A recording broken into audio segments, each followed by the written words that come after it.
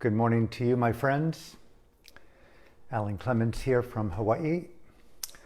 Today, October 26th, 2021. This is the 8th part in the masterclass on creative expression, both as a way of living, thinking, feeling, speaking, interacting, as well as the artfulness to bring forth formations of poetry, of spoken word, of theater, of film,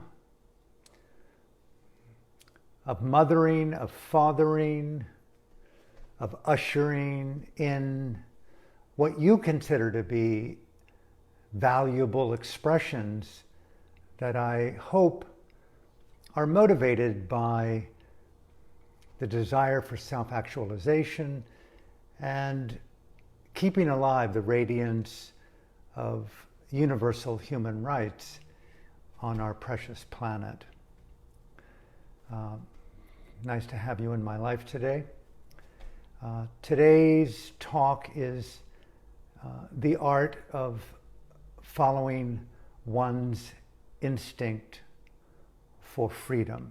And I wanted to include freeing or breaking the molds that inhibit or hold us in and back from more free-flowing energies of expression, of intimacy, of interaction, so that we begin to fulfill more the obligation to the heart, to the soul, to conscience, to integrity, to anoint it, so to speak, with the integrity of expression, of action. I don't think that feeling in itself is sufficient. I believe as individuals in this circumstance called life, we're blessed with cognitive mobility, sensory mobility, and to the extent that we have our physical capacities, we have physical mobility. The artfulness simply of touching, not simply the beauty in the artfulness of simply touching another human being. How well, how artful, how creative, how unique, how novel can that be done? So let's start with the beauty and the power and the challenge of choice. To state the obvious but easily overlooked, the opposite of choice is often conditioned habit or reactive impulses based upon either wanting to avoid a circumstance or the compulsion to want to have something other than what's arising in that particular vicinity of the moment. And we all know, I think, the denigrating power of blind habit, compulsions. I dare use the word, I don't want to denigrate, excess that's and marginalize any further than culture has in how we assume shameful relationships to the word addiction. I'm a real believer that addiction is a beautiful state of mind, as challenging as it has been for me and those who I love, watching them extricate from the habit pattern of addictions.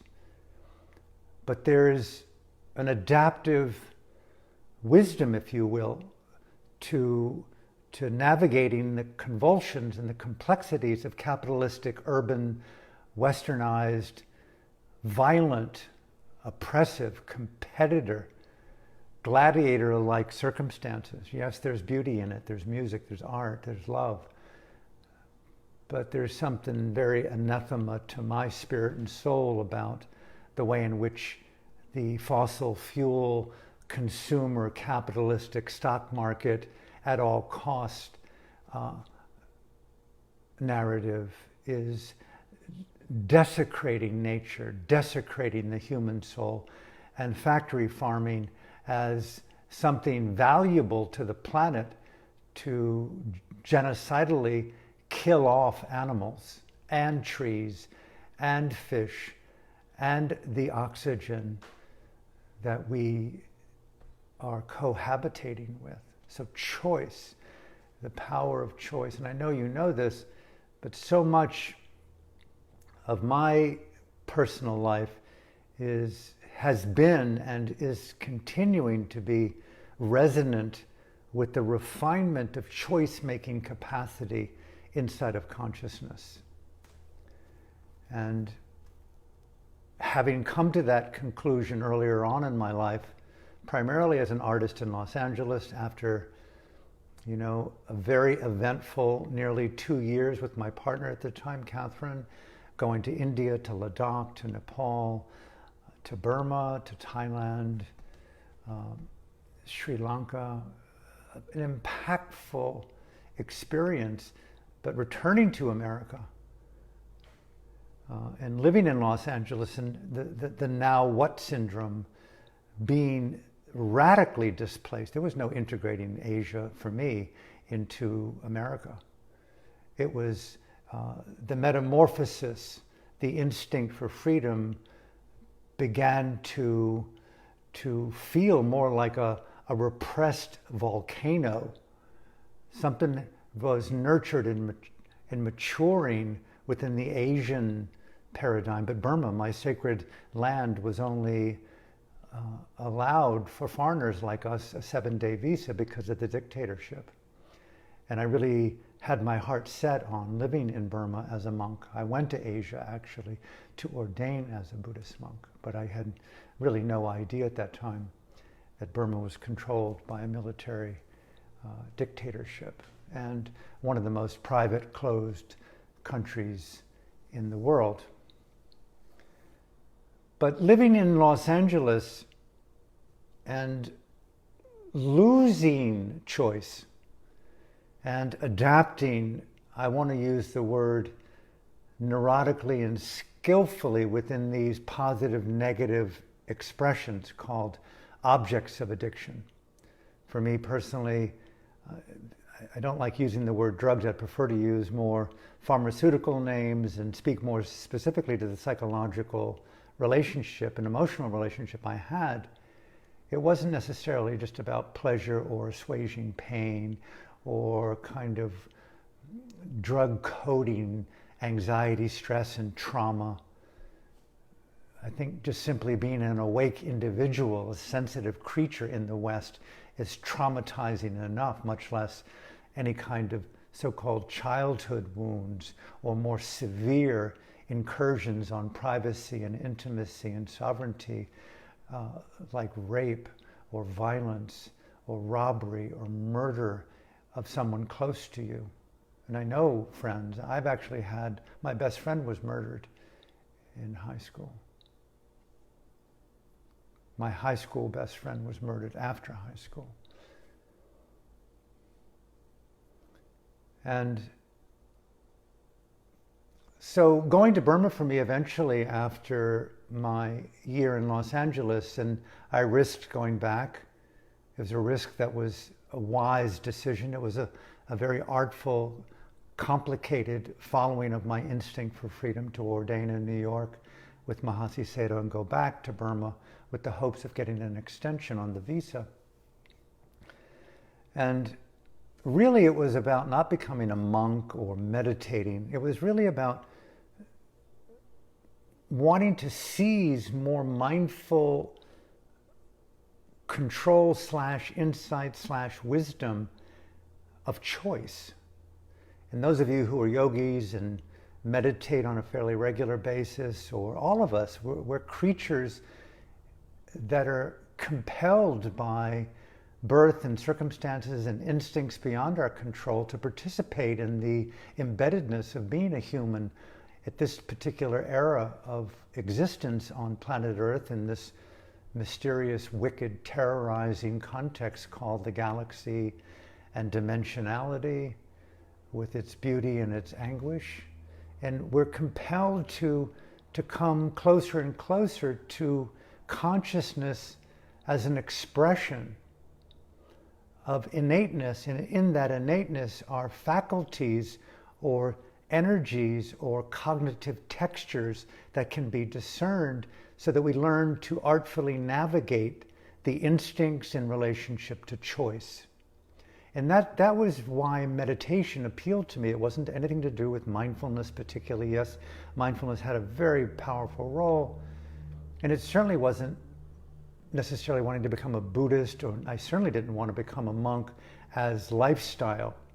Those were some of the things that were encouraged to pursue in order to optimize the ease of life in Burma and possibly getting a visa. But it was about learning a more conscious capacity to choose, and not just choose wisely, but to choose freedom over conditioned habit.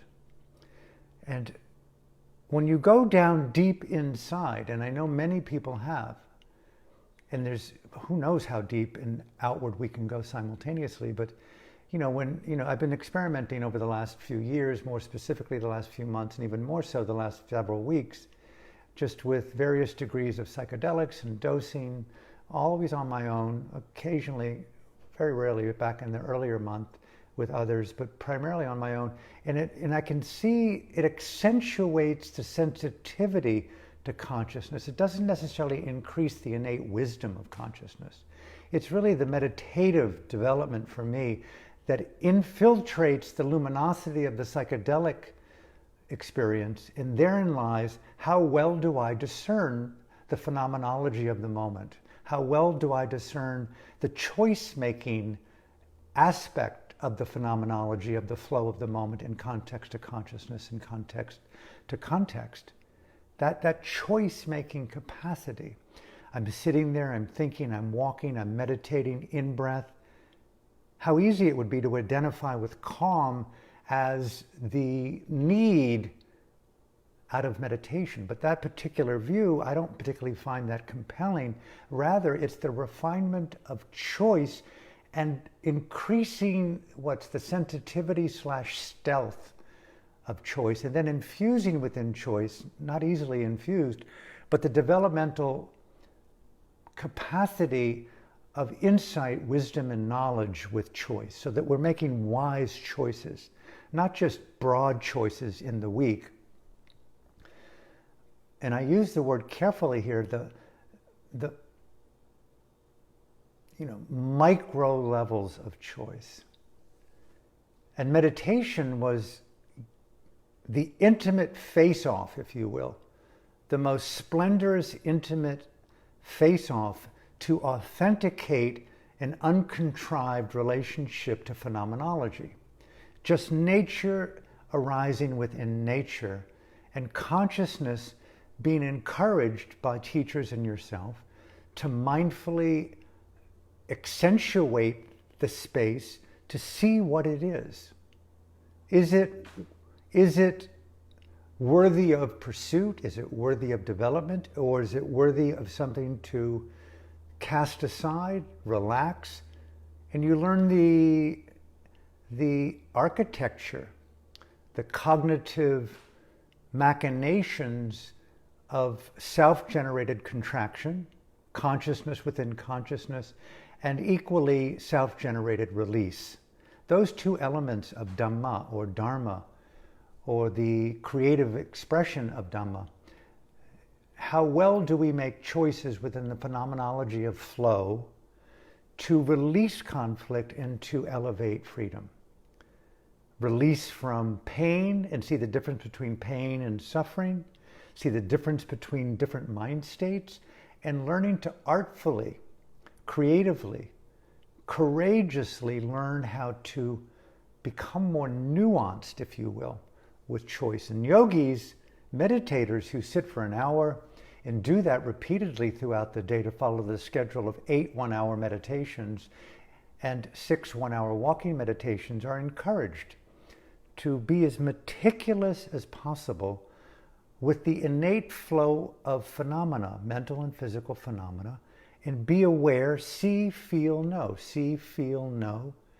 And equally within the see, feel, know phenomena, there is incessant choices. Like right now, I am speaking, I am making incessant choices down deep inside of the neurological substratum of my own so-called figure of speech, my own flow of phenomenology. I'm making choices of words that are way down deep in the memory bank of conditions and stringing them together somewhat effortlessly in an improvisational flow of tonality.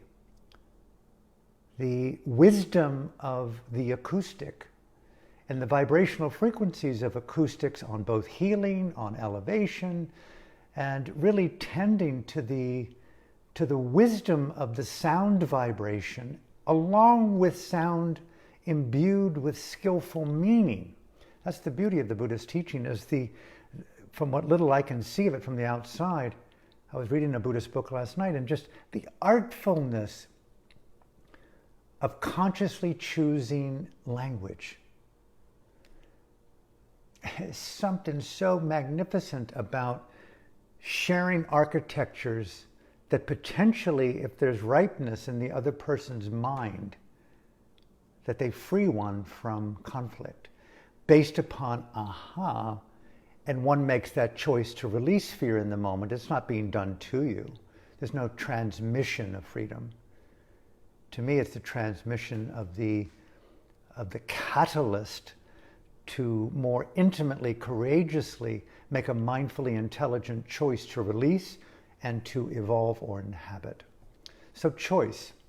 And meditation got me as close in as possible. Now, moving into the main element of today's sharing, I want to share a bit of a short story on my emergence from one element of my life into another one, and talk about some of the points of reference along that journey that allowed me to break out of one particular mold. I want to denigrate that mold. And out of a set of conscious choices that were rather challenging and risky and at times quite nerve-wracking, like doing things that you haven't done before, that you have passion for, there's a degree of vulnerability involved. All of us know, I think, would rather die than be on a stage in front of people. And then if you don't have a TED Talk perfectly memorized, to do it improvisationally is just terrifying. You might as well die or kill yourself before you go out there and make an absolute fool of yourself. Well, there was a time in my life back when I had left living in Paris and Zagreb in Croatia and in Sarajevo in Bosnia and also in Rangoon in Burma, doing my book with U Chi Mong and U Tinu and Daw Aung San Suu Kyi, who just courageously refused to call in witnesses in her Orwellian military trial in an undisclosed location in her native country of Burma, chose not to call witnesses to not have them harmed. The artfulness of grace and compassion under pressure. The power of that ethic is so breathtaking to me. Thank you, Daw Aung San Suu Kyi, for your ongoing ethical, spiritual courage and setting an example out here in the world of inspired leadership, thinking of others more so than one's own self under the most complex circumstances of facing 102 years of incarceration here at the age of 77 for things, not only crimes that she did not commit, for doing things that honorable people do. Listening to the will of the people, calling in a civilian government, elevating the status of human rights and environmental rights and animal rights, and bringing in the wisdom of a multi-faith spirituality in her native country of Burma to a country of 135 different ethnicities, and bringing in a new radiant birth of democracy that we haven't seen in the world today, against all odds, with a military terrorist organization oppressing the people and her, killing many thousands of people, torturing many others, and in a mockery of justice, parading these beautiful minds in front of evil and going through the toxic, evil machinations of a trial and calling it a trial. It's perversity at Mach speed. It's something so wrong, and in it, choice. I can't imagine the pressure she's under to continually to make these choices. So there's something very beautiful about that. So I had moved to Vancouver after living in Europe, and I was really not clear of what to do. I was in a new relationship with my beloved friend after all these years, and my daughter's godmother, Dr. Janine Davies, and not knowing what to do. And I was leading what I called World Dharma Forums in Vancouver, wanting to just simply create context for intimate spiritual, psychological, emotional, political dialogue. And they were really, I think, valued by the people that came to them. And that's where Janine and I met at one of these forums. But within that, I was really pressed. Is this what I want to do? I'd come from war zones, I'd written books, I'd been in Paris, I had spent 6 months underground, nearly 6 months underground with Aung San Suu Kyi, crafting questions and dialogue with her colleagues, being in the eye of revolution at that time, which was breathtaking. And I felt displaced in dialogue. The dialectic was the only place of salvation. And so there was a combination of semi-excitement, and yes, I was in a love space as well with Janine and feeling my heart and opening again to something special. At the same time, career-wise and expression-wise, what was I to do? And out of the blue, one day where we were living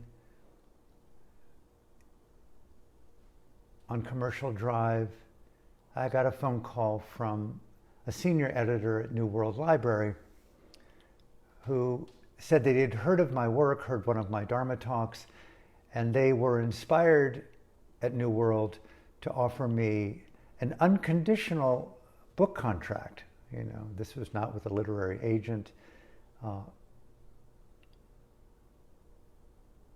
And I really didn't have an interest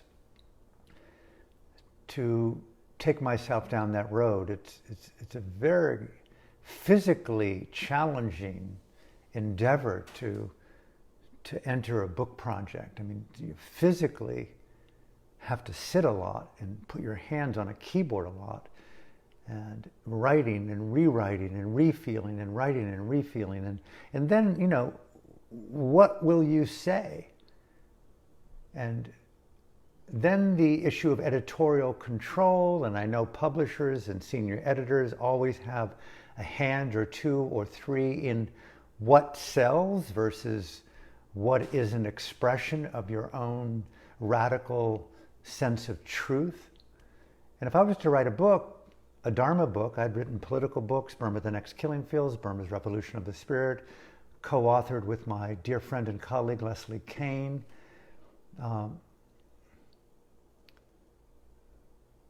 The Voice of Hope with the Aung San Suu Kyi, U Tinu, U Chi Mang. A film, Beyond Rangoon, where I was the script revisionist and senior advisor on the film with the preeminent Irish director, John Borman, brought in my dear friend, Uong Ko, the savant, the lead male who played in that movie, Beyond Rangoon, way back in the day in 1995. And so I had some connection to writing, but we want you to write your life story and the teachings that you find most valuable. Couldn't ask for a better offer. And they gave me a very sizable amount of money at that time for that period of time to enter my heart, so to speak. And I simply had one condition. Thank you so much. The only thing that I want in the contract is that you publish what I give you without question. I want editorial control, which is just something I live with. I don't really care about hooping with anyone. And so they agreed wholeheartedly. And I entered an incredibly challenging period that I would not have survived if it wasn't for Janine, in which I went into a kind of monkdom to enter this process and to create a book titled, and I think many of you have read it, I'm very proud of it, called Instinct for Freedom. A phrase that's not mine, but used from Professor Noam Chomsky. I really felt that the Dharma life was really entering that stream and equally greeting instinct, the freedom instinct, with choices, artful choices within that flow of cognitive luminosity called wisdom in action, insight in action, choice in action, freedom in action, that we craft and sculpt our lives just like we use language in the way that we touch a lover, that we play with a pet, an animal, the way we look at flowers, the way we prepare food, the way we wash our face, is all an artful interrelationship with instinct and choice and emotions and psychology. Everything is about choice, right? And yes, then there is trust. There are instincts.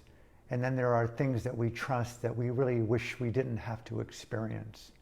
How many people around the world are in circumstances that are extremely dark, overwhelmingly challenging, not to mention the young people today faced with catastrophic climate collapse.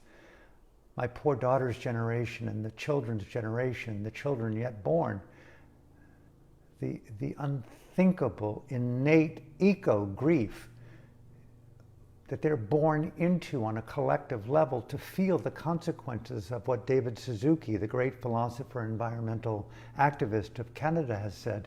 We're like a group of children in a car, or adults,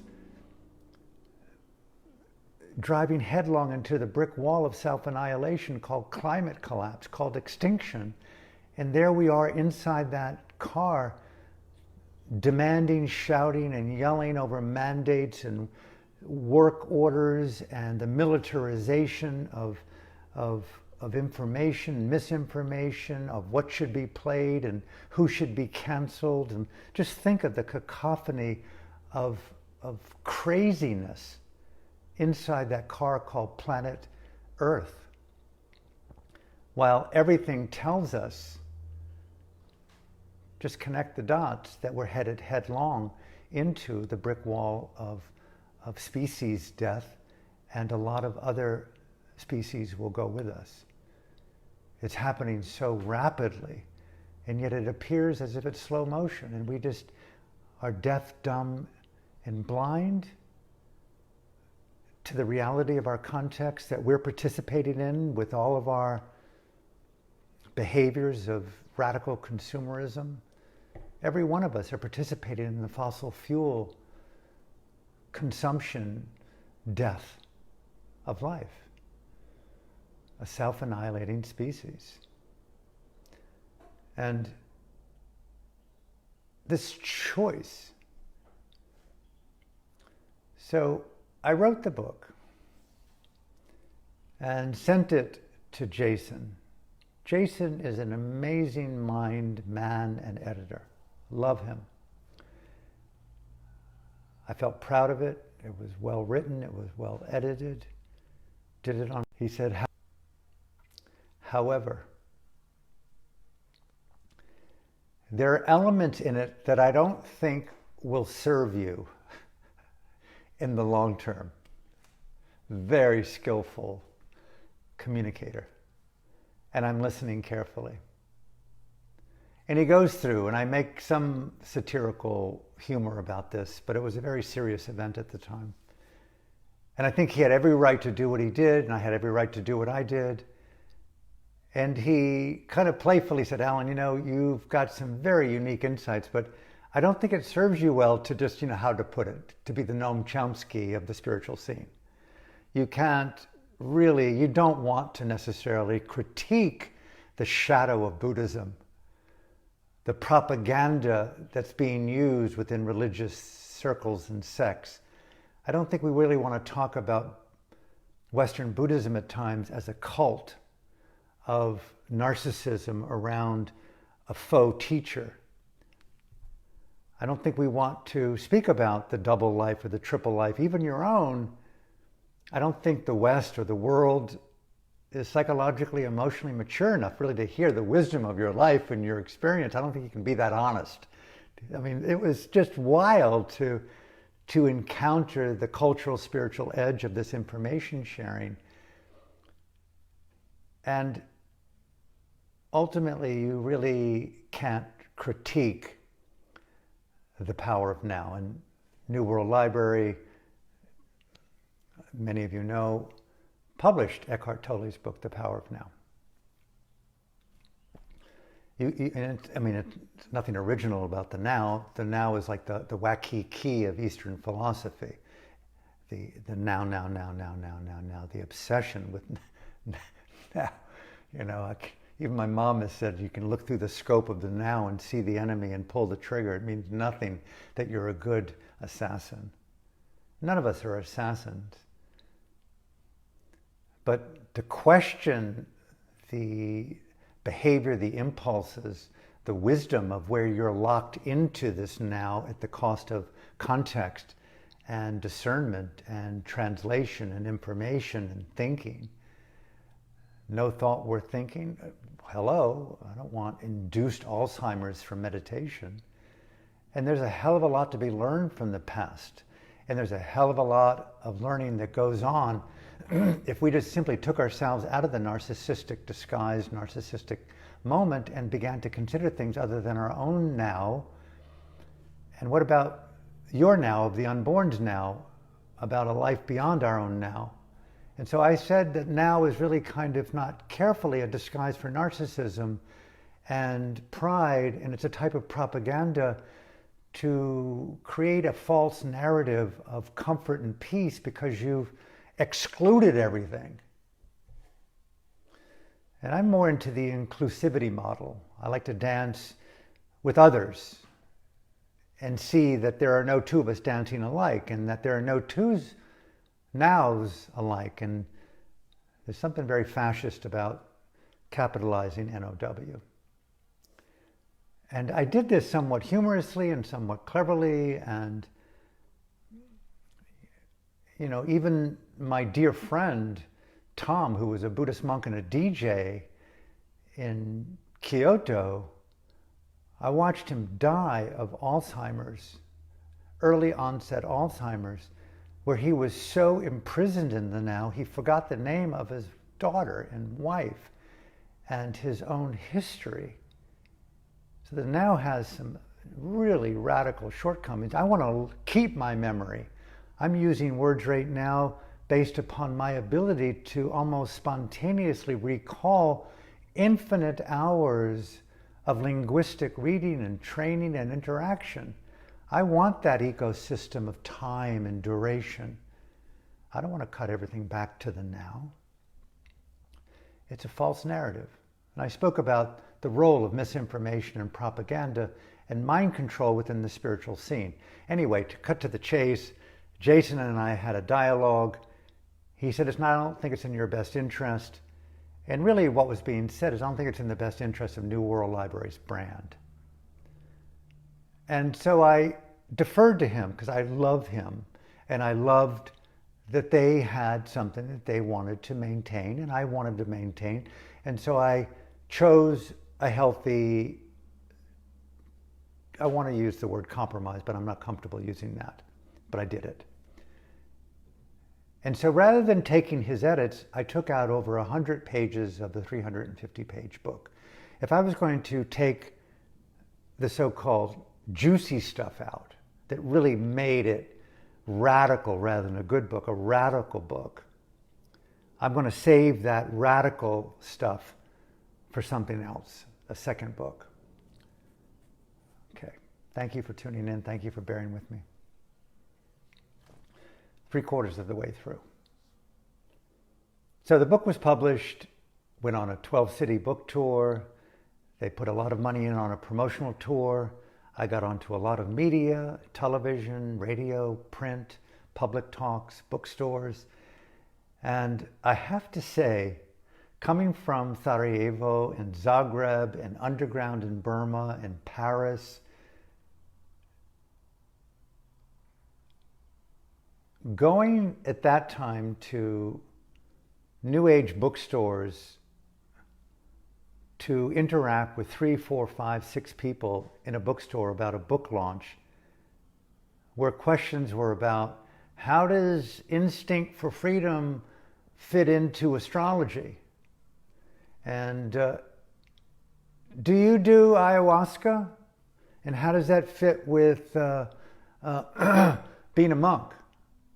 And I take nothing away from any of this, but it was like challenging to have agreed to take out the issues of misinformation, propaganda, compromise, and general indoctrination in ways in which we hold ourselves back and live in the narrowness of cliches to conform and contort to ideologies that limit us. There was something in that process that really kind of made me psycho bristle. I came back to Vancouver with Janine and was kind of psychologically, existentially panting with, whoa, I survived that barely. And all I could think of is I have nothing to do with wanting to be a spiritual teacher in the West. And probably there's a lot of people out there probably glad that I made that decision. You know, I don't either have the compassion or the empathy or the skill to navigate middle class or upper middle class, primarily white, back in the day, late 1990s, early 2000s issues. I want to be, how do you be mindful of driving my new Mercedes? It just wasn't my cup of tea. I'm feeling anxiety that I can't, I lost, you know, $100,000 in a stock option with something. So what? So what? It just wasn't my thing. There are those teachers who do it really well. And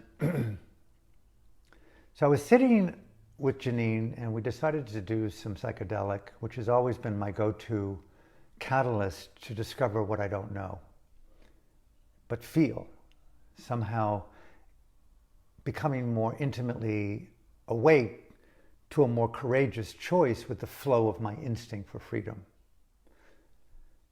And so as a result of that, I had an insight that I love group energy. I love people in context. I love the interaction of the group dynamic. I love questions and dialogue. I love the fidelity of people coming together. It doesn't have to be a lot of people. I really miss not having real live communication with people. I'd love to create that here on Maui.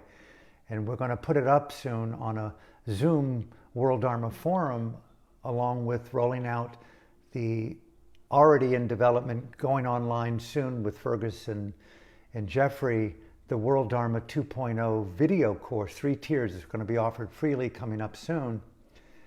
We're going to offer dialogue freely.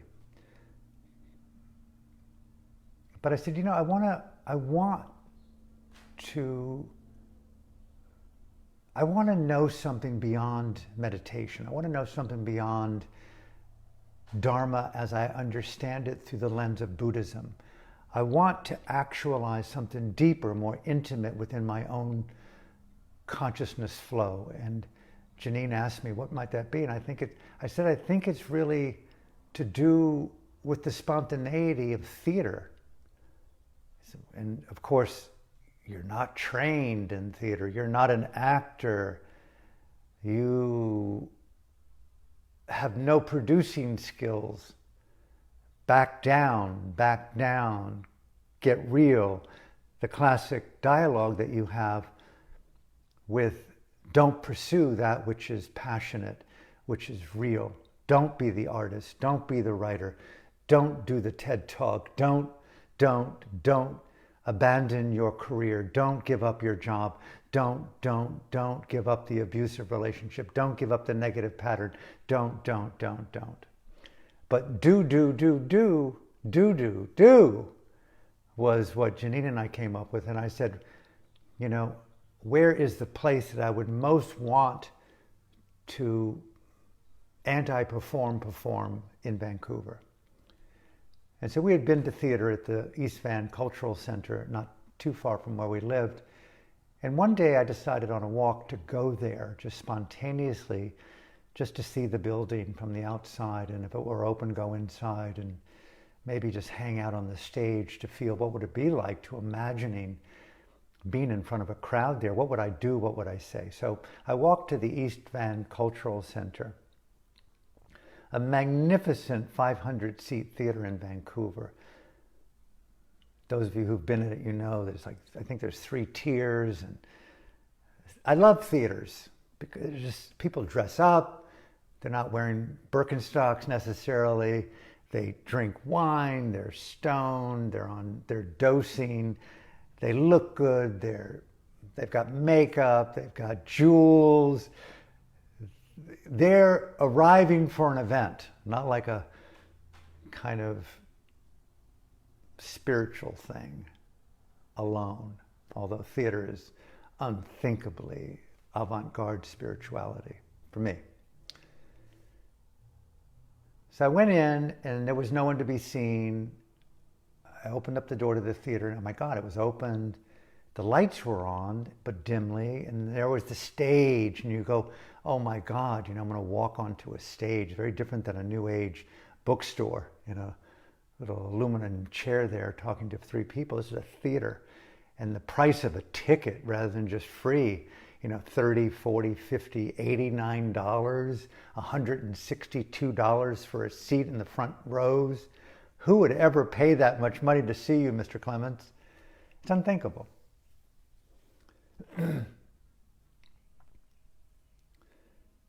And so there I was on the stage, and there was even a microphone there because I think there was a group that was just rehearsing, but they may have been at lunch. And there I stood in the light looking out over 500 empty seats, and I imagined what would I do and what would I say. And I really had a moment of high vulnerability and melted down pretty deeply in feeling like I don't know what I would do and say there. People wouldn't come out if they wanted to hear about the psychology of totalitarianism. They wouldn't want to come out and know what it meant to be with refugees in displaced areas of northern Burma based upon a genocidal terrorist army. I'd written a book about Burma, the Next Killing Field. They wouldn't want to know about activism and revolution from Burma. Burma wasn't even really that well known. And back in the day, at that point, mindfulness was an obscure word. Meditation was an obscure word. Yoga wasn't even, I don't think there was even a yoga studio in Vancouver at that time. And so I didn't really know what I would say, how I would say it, how could it be produced. And I imagined as a final source of power an experience that I had in Burma a year before, a few years before, of being in Aung San Suu Kyi's compound. I've told this story many times, I'll say it briefly, where Burma's preeminent spoken word artist, U Parle, took to a makeshift stage in her compound in front of 400 people, and the audience went wild because he was their outlaw, their rebel poet, humorist, who had been released from 6 years of hard labor, pounding rocks 20 hours a day, for his last 90-minute gig. And it said by my translator that he came to Burma underground as his first act post-incarceration. And he took to the stage unknowingly to anyone there, and they stood up in awe. And I was explained by my friend the context that I was in, and I was imagining this on the stage at the East Van Cultural Center as a source of hope to infuse in my own flow of freedom and instinct a more powerful courage, very much like Aung San Suu Kyi yesterday, refusing to call witnesses, grace under pressure, not wanting to harm anyone in her own incarceration. Deep ethical commitment to the vocation of using our life artfully for the freedom of self and other simultaneously as one. And he said to the audience, according to my translator, that I've just been released from 6 years of hard labor. I know what I'm going to do here on stage will land me back in prison, but freedom is more important than fear. And he performed for the next 60 minutes with his brothers, the Mustache Brothers, and they razzled and dazzled and authenticated and liberated and supported a mutual, convulsive, Ubuntufied, shared reality of ethical, spiritual wisdom in dynamic action to confront through nonviolent prose and poetry and spoken word dictatorship all around, with soldiers and police ready to incarcerate everyone. And I was shattered with beauty and awe to see that level of flow of freedom and courage and grace under pressure.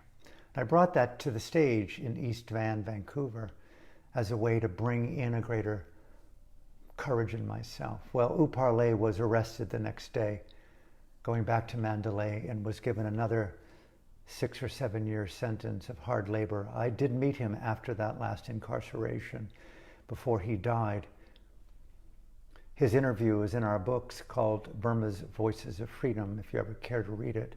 A profound artist, a profound revolutionary who used the power of the voice, one of my mentors and inspirations, along with Aung San Suu Kyi and so many others in Burma and also in the West, both alive, some imprisoned and some dead, to give me greater strength to listen to my own instinct for freedom and to make more courageous choices, to utilize your voice in your mind, in your hand, in your heart, in your pen, and your everything to create rebel formations that turn back the darkness of dictatorship and mandates and tyranny, right? We're in a raw war. I'm going to make a film about it based on my last book, Extinction X-rated, with Dead Man Walking, Freedom Never Dies, was spiritually incorrect. Thank you, U Parle. And it still wasn't enough on that stage in Vancouver to feel inspired, even with U Parle in my heart. And so I walked off the stage and was going to leave the building, going back to meet Janine. And I heard a voice in the hallway from a gentleman and said, "Can I help you?" The serendipity of miracle. And I looked at him. He said, "I'm the manager. What can I do for you?" I said, "I just hope it was okay, but I meandered into your exquisite theater and just wanted to see what it was like to be on stage and possibly perform here." I'd never heard myself use a word like that. You're a Dharma teacher, a meditation guide. You don't perform on stages where people dress up and pay money through ticketing agencies to have the lights turned down and the light put on you, where you as a solo performer get on stage to use your voice in any way that you want to do what? And he looked at me and he says, "Oh, wow, what do you do?" And I paralyzed myself with fear, instantaneously frozen with, oh my God, what I do is I'm a fraud. I'm a real poser here, and I've never performed in my life. And I immediately said, I do a one-man show to compensate. The wisdom of beneficial lying. I do a one-man show. You do? And he said, what is it called? And I immediately thought of a lie that was in some way a magic expression of hope, because I was really fond of Bill Maher's talk show, Politically Incorrect. I love the spontaneity of that, and I actually want to create one of those called Spiritually Incorrect. I want to get back to group space. I want to do something, a late night TV show called Spiritually Incorrect. And I said, I do a show called Spiritually Incorrect. And the guy, he says, well, I'm the manager here. Give us the gift of performing it here. It was like, what? This is like a heavenly messenger evoking the best of me in a circumstance where I'm lying bold-faced to this gentleman about something I've never done. I have no capacity to pull it off. And yet I find myself watching myself make a choice with words and language. Yep, Alan, this is you doing you here on the stage of your own denial, lying in front of a person after a 12-city book tour, following your own instinct of self-deception. He says, come on into my office. Let's find a date for you. Will you do your show here? That's a friend, right? That's an ally of the heart. Artists need allies to coax out, not muses alone. Those girls and boys in our lives that say, I want to hear your heart beat, speak, evoke. I want to hear your hands on that keyboard of your soul talk eloquently in tragic tears about your rape, and re-traumatize yourself so sufficiently you authenticate that on a page to release yourself from the shame of that and therefore take the trauma out of your pain. Pain will be there. So I went into the office and I went, holy shit, follow your instinct for freedom, Alan. You just spent a year writing a book about it. I sat down and he says, what do you want to do a 6-week run? And I said, let's start with a Saturday night. He said, okay, fine. And so a Saturday night is prime time for those of you who perform. You know, Saturday night is the night of the week to do a show. So now East Van Cultural Center in Vancouver is a popular theater. So he's going, this was in September of, I think, 2001, was it? He's going October, no Saturdays, November, December, January, February, oh God, finally, nothing. March, April, oh my God, I'm gonna get off the hook. April, May, June, July, August, September, October, November, a year out. December, 13 months, I says, dude, man. And then January, February, March. Anyway, he found a Saturday night 18 months in the future. You want that one? I said, book it.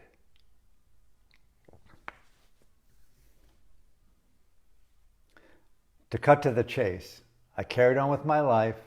3 months prior to that 18th month date, I began to sweat and become so nervous I could not back down. The truth was, as Janine will testify, I went into isolation to write, to craft, to feel, to struggle, Rodin-like with the clay of my own soul, my own denied uparledum. Freedom is more important than fear on a stage set, knowing he's going back to prison to pound rocks for 6 years and to spontaneously riff with the poetry of his revolution to confront injustice, and to do that in such a way that 400 people that risked their own freedom stood up and cried and danced in unity. Wow, you can do that, Alan. What will you say? So I went down deep inside and I was dealing with dynamite on rock. I had no idea what I would say. And I had to produce the damn event. September 18th, I don't know what year it was. All of a sudden, tickets were being sold based upon me having to produce it. And all of a sudden, with the good help of my dear friend Brenda Ledley, one of the best theater directors in the world, who came to my rescue and my support, the microphones were turned on, the lights turned down, the light put on that stage. I think close to 350 people that night. How it happened, a bit of a miracle. And there I was doing my ou parley. And what I had decided to do was to do unrehearsed improvisational expression of making freedom more important than fear. I wanted no relationship to rehearsed information that would make people laugh or cry. I did not want to go down the road of performer. I wanted to authenticate spontaneity. Tantra without breathing together. Deep unification with ambiguity and paradox. I wanted to discover places in myself that I had never seen or known in the context of the vulnerability of a group space. Call it radical post-narcissism, or the need to become unthinkably vulnerable, or to create an organic psychedelic experience for you and other. I wanted to be such a provocateur. Anyway, get off of you, Alan. 250 shows after the one at the East Van Cultural Center. Thank you, Brenda. Thank you, Janine. Thank you, ou parley. Around the world, Europe, Australia, Canada, America, Hawaii. 5 shows here at the East Van Cultural Center. Now they won't have me because I'm dying. Or maybe it's because of the pandemic, I don't know. But I'm going to write the film, a 7-part film spoken word performance coming up. I'm writing it right now, actively in the night, on a nice dose of this and that.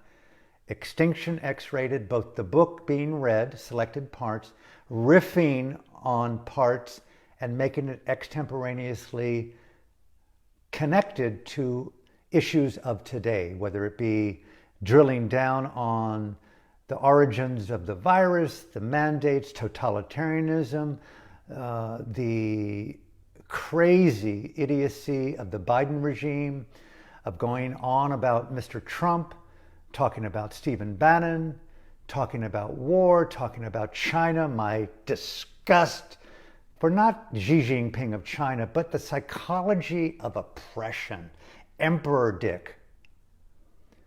And I'm going to get rad with that. We're going to put in images. I'm going to find a good editor, a couple of good videographers. We're going to go into a 3-week filming circumstance on a stage somewhere and build a set based upon my friend Bob Chartoff, where I wrote the book, in his home in Santa Monica, the producer of the Rocky series and The Right Stuff. One of my great friends, I brought him to Burma. He opened up a school for the children in Bodh Gaya, the Buddhist place of enlightenment in India, with his wife. I married he and his wife, the beloved Jenny, where I spent nearly a year writing this book, and I'm going to craft this film with the good support of friends, and I'm going to bring it forth in a 7-part series. I'm going to lose it on the stage of a theater and film it, and hopefully do it live if I stay alive, and book theaters anywhere I can go, small or large, and do what I did at the East Van Cultural Center with 250 shows post that time until my daughter was born in 2006, coming up to her 15th birthday. I will be seeing her, I hope. And I want to lose it on the stage of vulnerability and passion and leave a sonic burst of ou parleydom, freedom and dynamic action to confront the evil of dictatorship. So to conclude today's message, follow your heart, lose it, find allies, speak from your soul, do everything imaginable. If you want to see a film of those 250 shows, the illustrious director and producer Peter Downing out of Melbourne, with his film company, produced and directed, crafted and created their own film, I had nothing to do with it, called Spiritually Incorrect, The Rebel Wisdom of Alan Clements. You can find it on filmsforaction.org, Spiritually Incorrect. It was his vision. I would have done it a lot differently. I'll do my own film quite differently, but I'm proud of it. Thank you, Peter. Thank you for those people who watched the film. If you want to watch it, watch it. It's speaking very much to the soul of what I'm saying today. I'm going to end today. Give yourself the gift of turning back the shame, the pain, the judgment, and the blame, and find that vulnerable passion, being on your own stage, your own East Van Cultural Center, and lose it there and express something to support the children and the future of freedom, the future of planet Earth, and freedom in this precious universe that we're all inhabiting right now. We will win. Goodness will prevail if all of us stand on the stage of our choice and choose freedom over fear. From my heart to yours, thank you for tuning in. God willing, to see you tomorrow here at 9:30. Thank you.